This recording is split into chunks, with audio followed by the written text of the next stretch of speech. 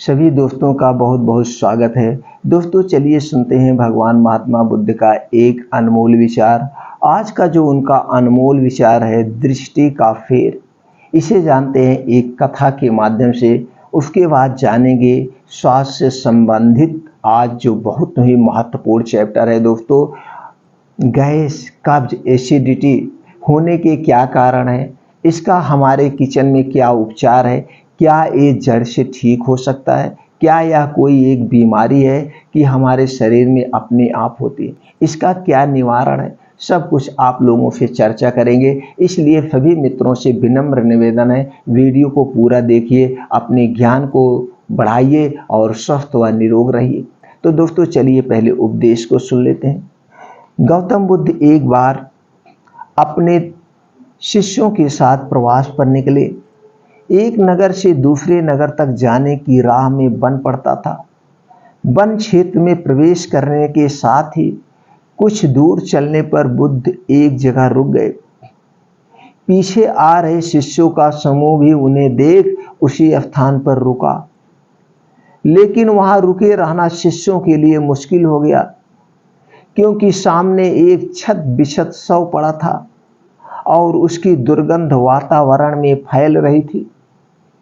शिष्यों ने अपने वस्त्र से नाक को ढक ली, लेकिन बुद्ध शव की ओर टकटकी लगाए देखते रहे। एक शिष्य ने साहस करके विनम्रता पूर्वक गौतम बुद्ध से अनुरोध किया, भगवान, यहाँ से शीघ्र चलना ही उचित होगा। यहाँ शव पड़ा है और बहुत दुर्गंध आ रही है। बुद्ध मुस्कुराए और शिष्यों की ओर उन्मुख होते हुए बोले, बताइए, इसमें सौंदर्य दिखाई देता है? शिष्यों ने कहा, भगवान, यह कैसा प्रश्न आप कर रहे हैं? सौंदर्य और शव में? जीवन था तब तक सौंदर्य, अब तो यह सब समाप्त हो गया है।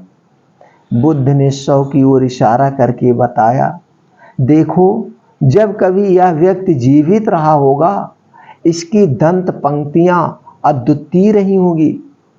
मृत्यु के बाद भी इसके दंत देखकर यही साबित होता है। वहां खड़े सभी शिष्यों ने दृष्टि डाली तो पाया बुद्ध सही कह रहे थे। तब शिष्यों को मान हुआ कि शव में भी अच्छाई हो सकती है। दरअसल सौंदर्य निर्जीव में भी नजर आ सकता है। केवल शर्त यह है कि दृष्टि बुद्धि के समान बुराई में भी अच्छाई देखने वाली होनी चाहिए। गुलाब की एक शाखा में फूल की तुलना में कांटे ही अधिक होते हैं, पर हम फूल चुनते हैं, कांटे नहीं। ठीक इसी तरह किसी में भी 100 बुराइयां हैं, अच्छाइयां देखनी चाहिए, लेकिन आज का जो समाज है वो अच्छाई को नहीं देखता है। आपके अंदर लाख अच्छाइयां हैं, लेकिन अगर एक बुराई है तो आदमी उस एक बुराई को पकड़ करके आपका ढिढोरा पीटेगा और आपको बदनाम करने की कोशिश करेगा। जबकि दोस्तों, नजरिया बदलिए, अपने मन को बदलिए और उसके अंदर की जो अच्छाई है, सिर्फ अच्छाई को देखिए, बुराई को त्याग दीजिए। जिस दिन आप एक दूसरे के अंदर सिर्फ और सिर्फ अच्छाइयां देखेंगे, बुराई को नहीं देखेंगे, उस दिन आप इस दुनिया के, उस दिन समाज के एक सफल, एक सम्मानित आदमी बन जाएंगे। तो दोस्तों, नजरिया बदलिए और नजरिए को बदल करके समाज में मान सम्मान पाया जा सकता है और हमें सुख का आनंद मिलता है।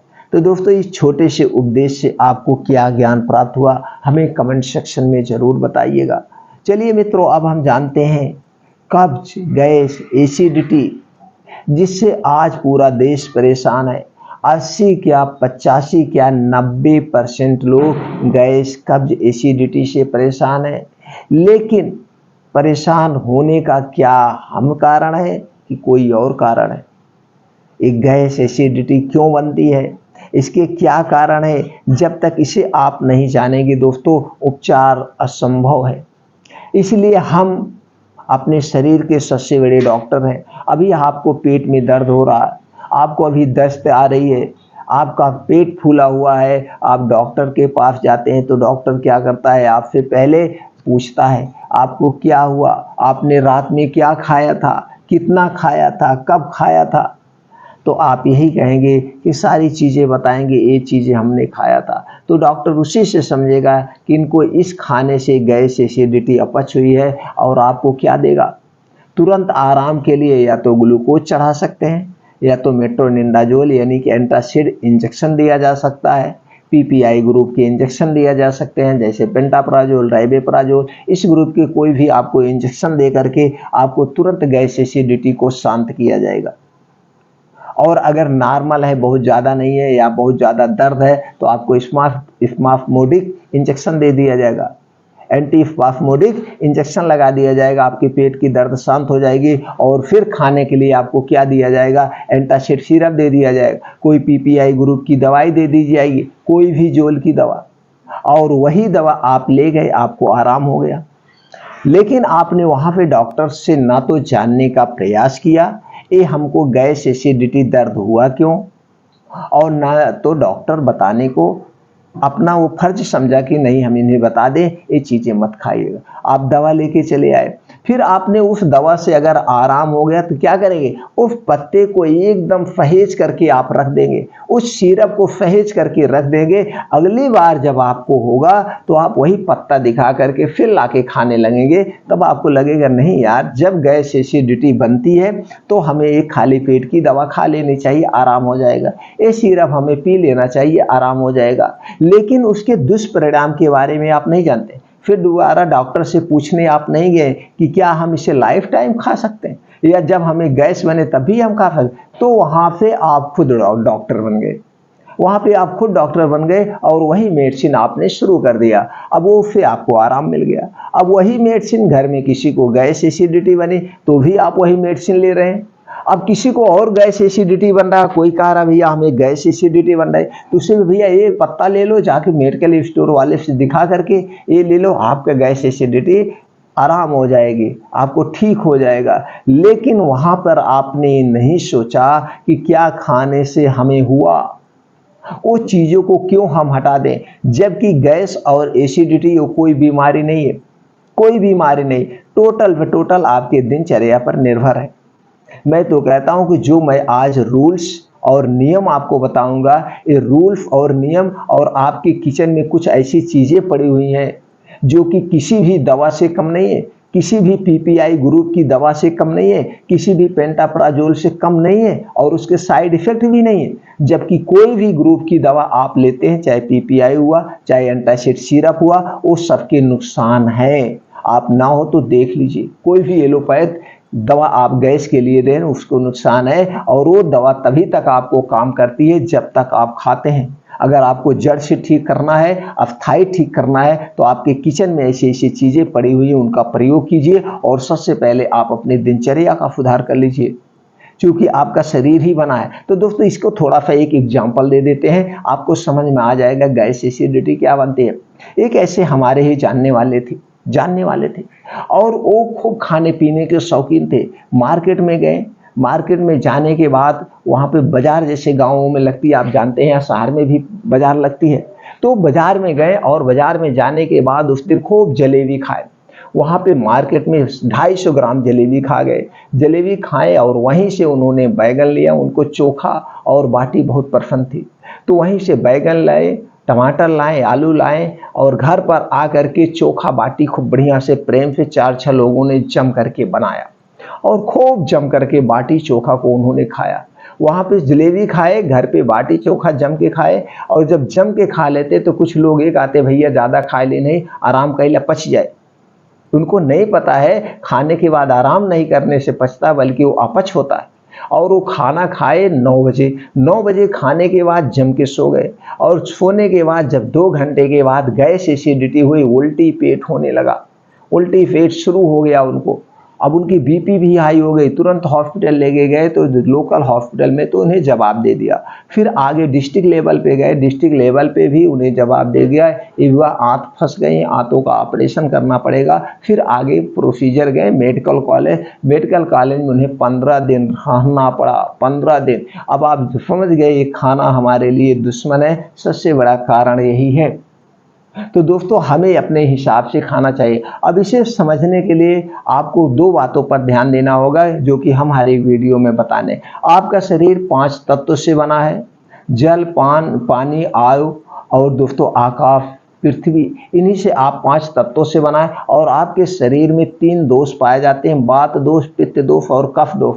और ये जब 5 तत्व और ये 3 दोष आपस में एक दूसरे के पूरक हैं, एक दूसरे से जुड़े हुए हैं, तो जब आपका पित्त दोष गड़बड़ होता है तभी आपके शरीर में गैस, एसिडिटी, अपच होती है और फिर इससे संबंधित खतरनाक बीमारियां आपके शरीर में प्रवेश कर जाती है, चरम कर जाती है। तो सबसे पहले आपको खान पान पर विशेष ध्यान देना होगा, आपका खाना सड़े नहीं। और जब आपका खाना सड़ता है तभी आपके पेट में गैस, एसिडिटी बनती है। अब खाना ना सड़े, अपच ना हो, अब इसके लिए क्या करना, सबसे पहला काम होता है, आपका जो खाना होता है मुंह से खाते हैं तो आपका खाना 80% मुंह में ही पचता है, मुंह में ही पचता है। इसलिए जब भी खाना खाइएगा कम से कम एक निवाला को 32 बार चबाना है। आयुर्वेद यही कहता है और इसकी बहुत सारी किताबें हैं, आप पढ़ सकते हैं।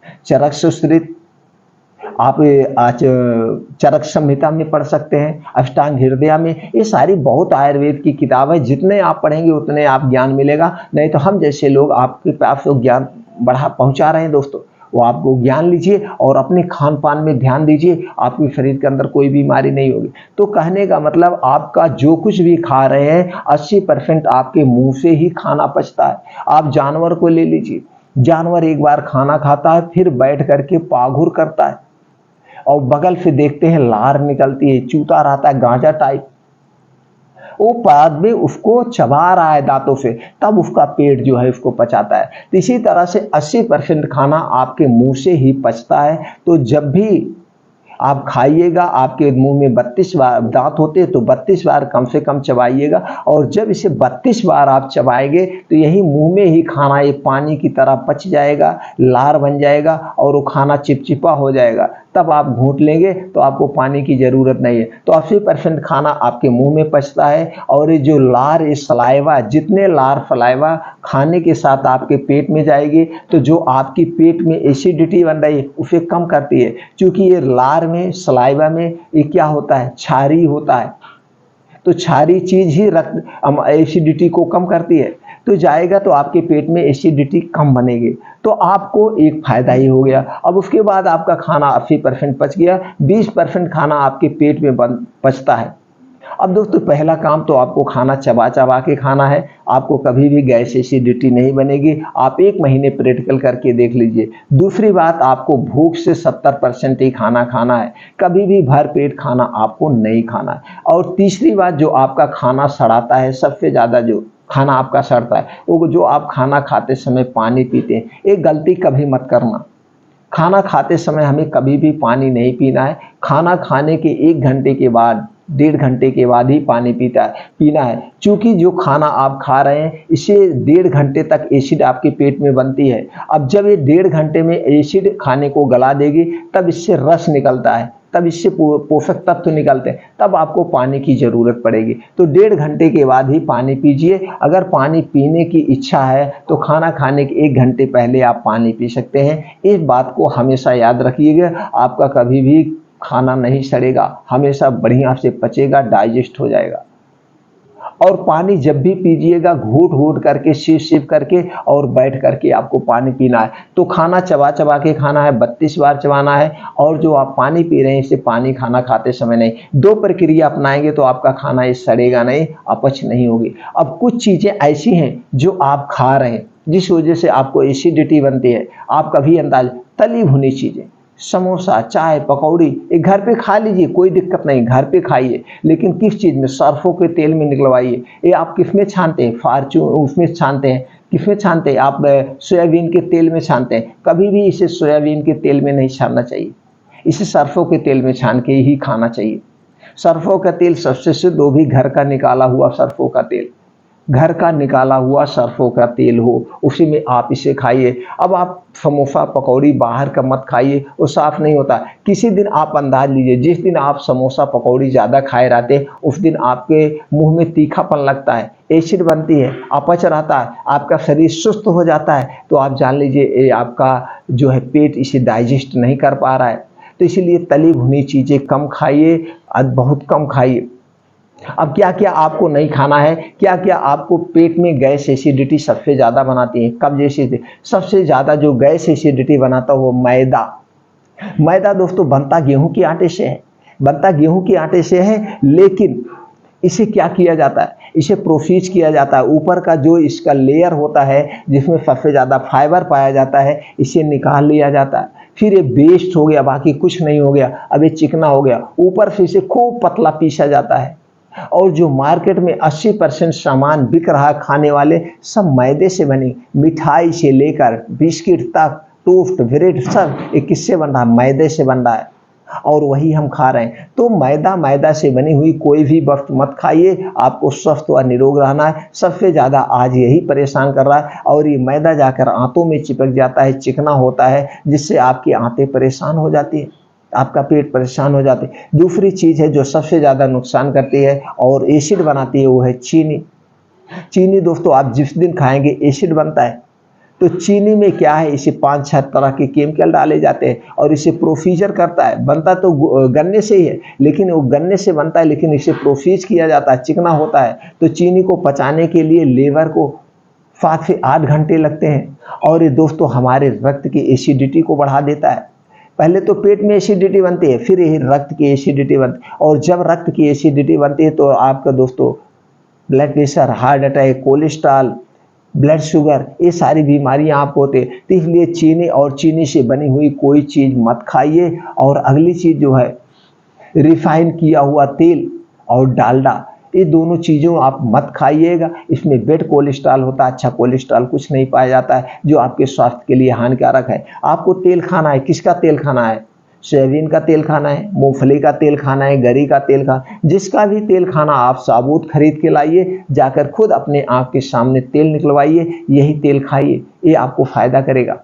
और क्या नहीं लेना, सफ़ेद नमक नहीं लेना है आपको, इसके स्थान पर सेंधा नमक अति उत्तम है। सेंधा नमक आप जाके सबूत खरीद के लाइए, घर पे पीस लीजिए, सबके पास मिक्सर है, खुद पीस लीजिए, सस्ता भी पड़ेगा और उससे लाख गुना अच्छा है। तो काला नमक और सेंधा नमक का ही प्रयोग करिए। और क्या नहीं खाना, जो सबसे ज़्यादा गैस एसिडिटी, डिब्बा बंद खाना, जूस, पैकेट बंद कोई भी सामान, ये सारी चीज़ किससे बनते हैं, मैदा से बनता है, जो नहीं खाना है। चीनी से बनता है, रिफाइंड डालडे से बनता है, और ऊपर से इसमें कलरफुल बनाने के लिए आर्टिफिशियल कलर डाला जाता है, और इसे सुरक्षित रखने के लिए इसमें प्रिवेंट डाले जाते हैं, कीटनाशक दवाएं डाली जाती है कि इसे सुरक्षित रहेगा। आप पूड़ी छान लीजिए, आप भी तो जो है रिफाइंड तेल में पूड़ी छान रहे हैं, आप भी तो मैदे से छान रहे हैं। इसे क्यों नहीं आप 6 महीने तक रख सकते हैं। आइसक्रीम आप 1 साल बाद खा रहे हैं, घर पे आइसक्रीम बना के 1 साल बाद खाइए, कीड़े लग जाएंगे, फफूंदियाँ लग जाएंगी, फिर इतना दिन तक कैसे सुरक्षित है, आपको सोचना चाहिए। तो दोस्तों और उसके बाद इसमें क्या मिला है, हमारा स्वाद बढ़ाने के लिए इसमें बेस डाला जाता है, जो हम बड़े प्रेम और चाव से खाते हैं, और उतने ही प्रेम और चाव से हमारे शरीर के अंदर बीमारियां भी प्रवेश करती हैं।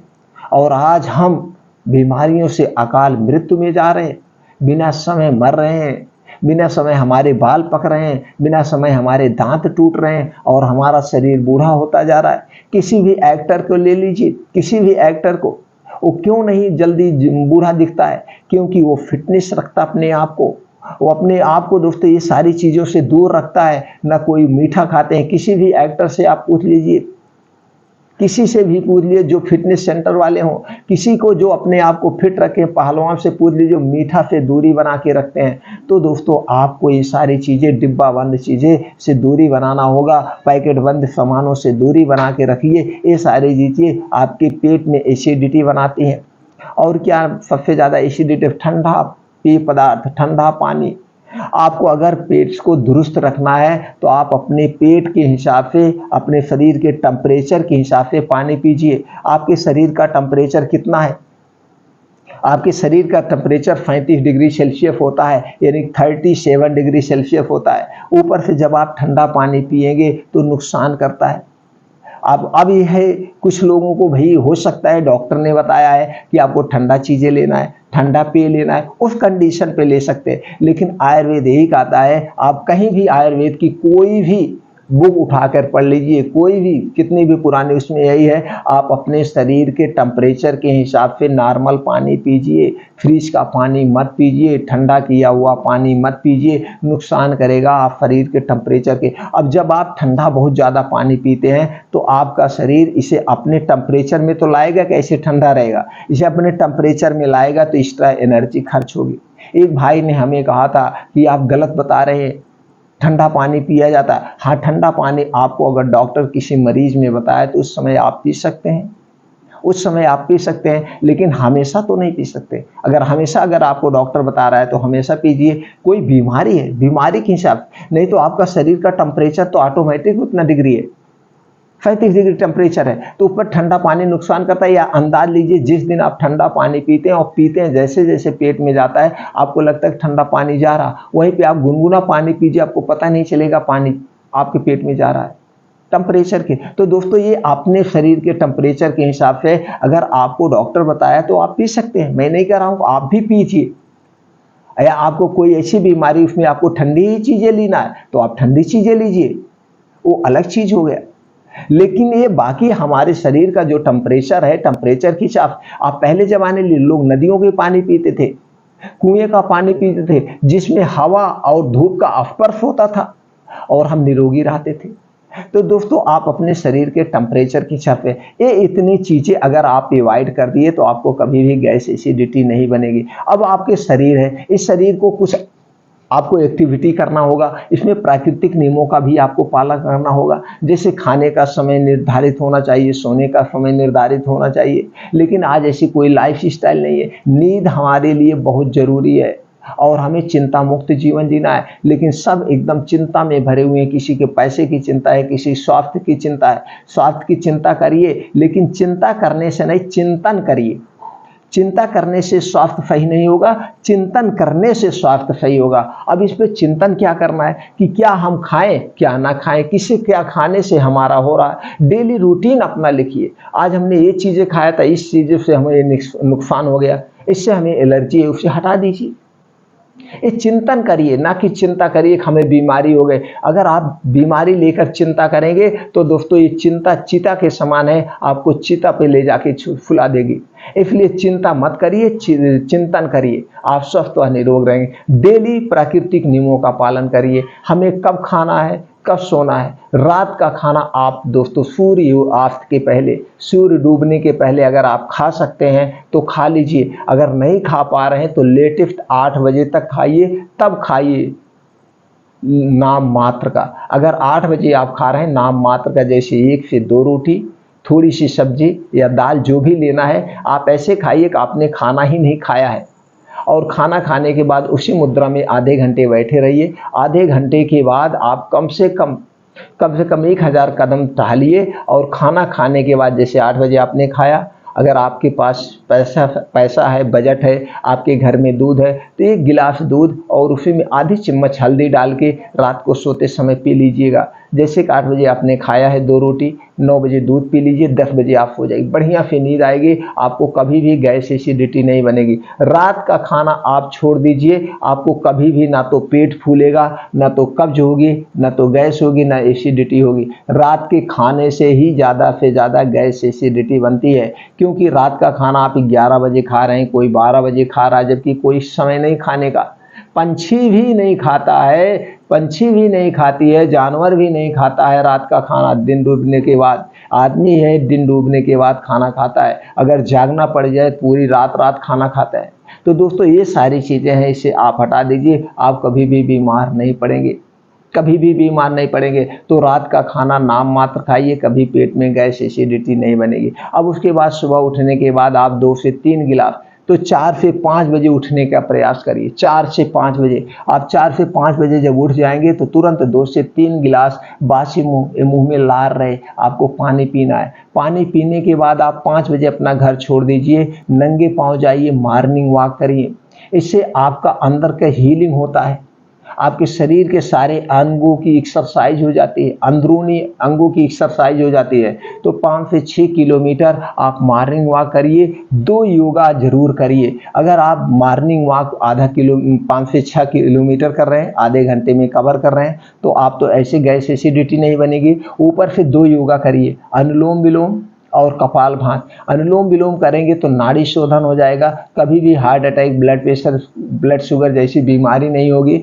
दूसरा है दोस्तों कपालभाति। जो कपालभाति डेली 15 से 20 मिनट करता है, उन्हें कभी भी पेट से संबंधित कोई समस्याएं नहीं होगी, ना तो गैस बनेगा, ना तो एसिडिटी होगी, कभी कुछ नहीं होगी। तो कपालभाति, अनुलोम विलोम जरूर करिएगा। सूर्य प्राणायाम कर लीजिएगा, यानी कि 2 घंटे आपको सूर्य की धूप में बिताना है। 2 घंटे इतनी प्रक्रिया कर लिए, इन नियमों का पालन कर लिए। अब खाने में क्या लेना, हरी साग सब्जियां खूब जम के खाइए, फल फूल सीजन वाइज जम के खाइए। मल्टीग्रेन आटे का प्रयोग करिए। मल्टीग्रेन, सिर्फ गेहूं पर मत डिपेंड रहिए, मल्टीग्रेन आटा लीजिए। मिक्स दाल का प्रयोग करिए, मिक्स सब्जी खाइए, मिक्स साग खाइए। फाइबर युक्त ओट्स, दलिया खाइए। ड्राई फ्रूट्स जो आपको बजट है ये खाइए। ये सारी चीज़ें आप अपने डेली रूटीन में शामिल कर लीजिए, कभी भी आपको कोई बीमारी नहीं होगी। गैस एसिडिटी की बात ही छोड़ दीजिए। अब अगर आपको गैस एसिडिटी बन जाए तो कुछ ऐसे उपचार हैं जिसे आप कर सकते हैं। पहला उपचार है त्रिफला चूर्ण। गैस एसिडिटी का रामबाण इलाज है, इसका कोई साइड इफेक्ट नहीं है दोस्तों, इसका कोई साइड इफेक्ट नहीं है, इसे आप लाइफ टाइम ले सकते हैं। कैसे लेना है, रात को सोते समय 1 गिलास दूध या 1 गिलास गर्म पानी के साथ 1 चम्मच। अगर आपको बहुत ज़्यादा कब्ज है, पेट बिल्कुल साफ नहीं होता है, लैट्रिन बहुत टाइट होती है, तो आप 2 चम्मच, नहीं तो 1 चम्मच आप रात को सोते समय लेंगे। आपका पेट एकदम सुबह साफ होगा, गैस एसिडिटी से पूरा आप फ्री रहेंगे। लेकिन रात का खाना याद रखिए, नाम मात्र खाना है। दूसरा है दोस्तों हींग।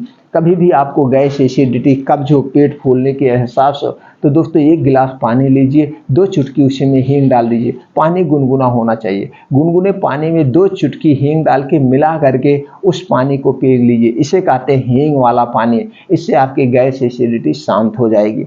और अगला है दोस्तों, आता है बना बनाया एक चूर्ण आता है, अभिपत्तिकर चूर्ण।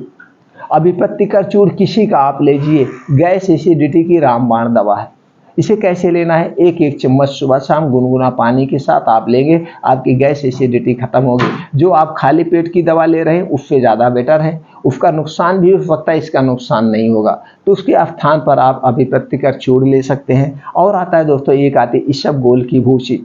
इसबगोल की भूसी, अगर आपको दिन में 2-3 बार लैट्रिन जाना पड़ रहा है, आपका पेट साफ नहीं हो रहा है, आपको गैस एसिडिटी बहुत ज़्यादा बन रही है, तो इसबगोल की भूसी बहुत फ़ायदेमंद है। यहाँ तक कि डायबिटीज़ को भी कंट्रोल करती है, हृदय रोग को भी कंट्रोल करती है, आपके दोस्तों पाचन तंत्र को बहुत मजबूत बना देती है। तो इसबगोल की भूसी कैसे लेना है, इसबगोल की भूसी आपको लेना है 2 चम्मच।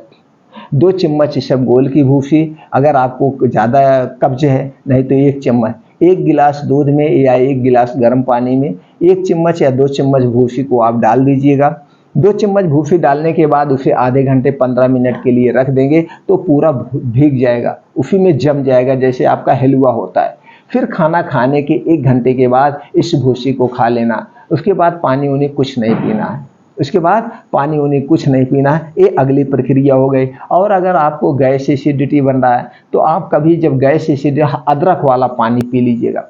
अदरक वाला पानी पीने से तुरंत आपको आराम मिल जाएगा। अदरक वाले पानी कैसे बनाना है, 1 गिलास गुनगुना पानी लीजिए या 1 गिलास पानी रख दीजिए और उसी में आप 3 से 4 इंच का एक अदरक का टुकड़ा डाल के थोड़ी देर उसे हीट कर दीजिए, गर्म कर दीजिए, जैसे चाय बनता काढ़ा टाइप में उबाल दीजिए। फिर ठंडा हो जाए तो यही अदरक वाले टुकड़ा निकाल करके यही पानी पी लीजिए। एसिडिटी का ये भी बहुत बढ़िया उपचार है। अगला उपचार है दोस्तों सौंफ। जब आपको एसिडिटी बने तो आप सौंफ पीस लीजिए। सौंफ आप भिगो दीजिए पहले 1 घंटे के लिए, इसके बाद इसको पीस लीजिए। 1 गिलास पानी में 1 चम्मच सौंफ को पीस करके और इसमें सेंधा और काला नमक डाल के इसे आप पी लीजिए।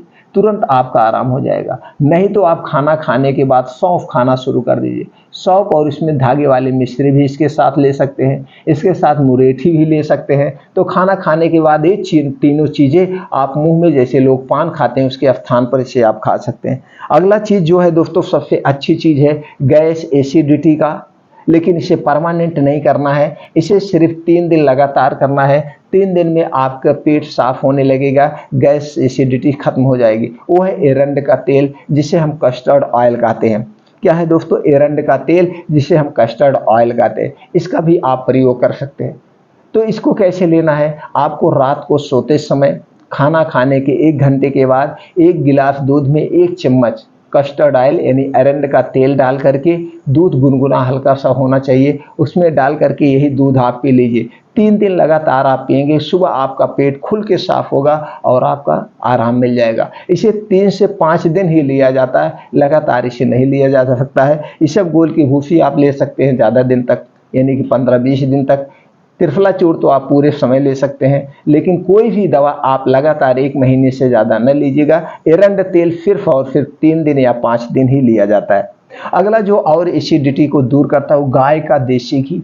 गाय का, ये जो कंपनियां बेच रही हैं, नहीं दोस्तों, ये कहती तो शुद्ध है, लेकिन हम इस पे नहीं आपको कहेंगे। आपको पूर्ण रूप से फायदा लेना है तो आपके घर का गाय का घी हो या गांव में कोई गाय का घी बेचता हो, गाय का घी सबसे बेस्ट है।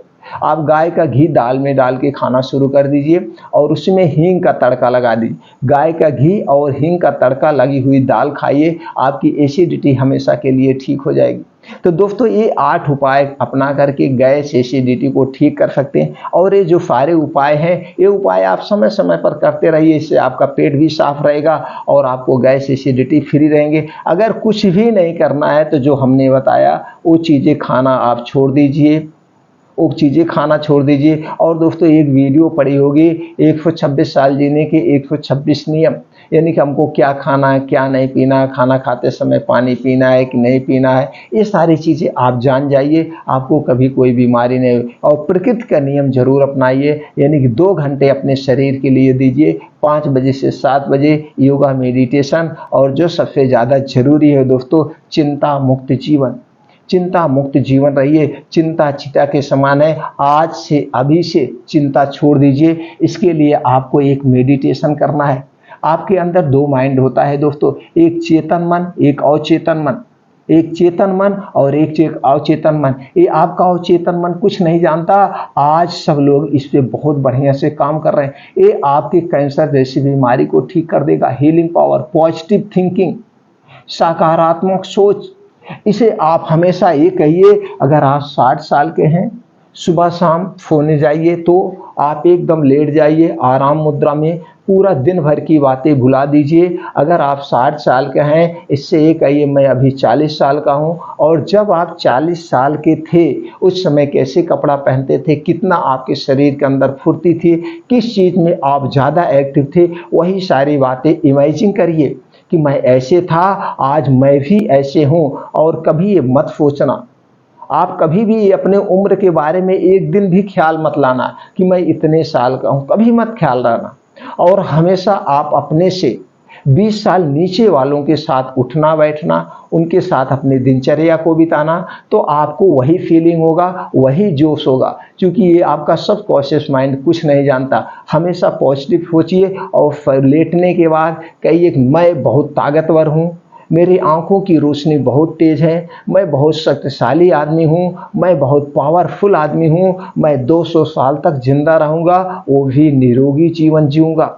ये सारी चीज़ें आप अच्छे से फीलिंग करिए। और सुबह जब आप योगा करने जाइए, सुबह वहीं सूर्य की तरफ मुंह करके, तब भी यही आप अपने अंदर फीलिंग करिए, मैं डेली योगा मेडिटेशन करता हूँ, इससे हमारा शरीर वज्र बन रहा है, इससे हमारा शरीर निरोगी हो रहा है, इससे हमारा शरीर कभी बीमार नहीं लाना है, इससे मेरा शरीर निरोगी बन रहा है, मैं बहुत शक्तिशाली आदमी हूँ और मैं 200 साल तक जिंदा रहूँगा और मैं रोज यही योगा मेडिटेशन करूँगा। तो दोस्तों, यही फीलिंग आपको अंदर से एक गुड हार्मोन्स को रिलीज करती है, जो गुड हार्मोन्स आपके शरीर के अंदर पॉजिटिव शक्ति, पॉजिटिव एनर्जी लाती है और पॉजिटिव शक्ति आपके अंदर आ जाती है, जिससे आपका शरीर निरोगी हो जाता है।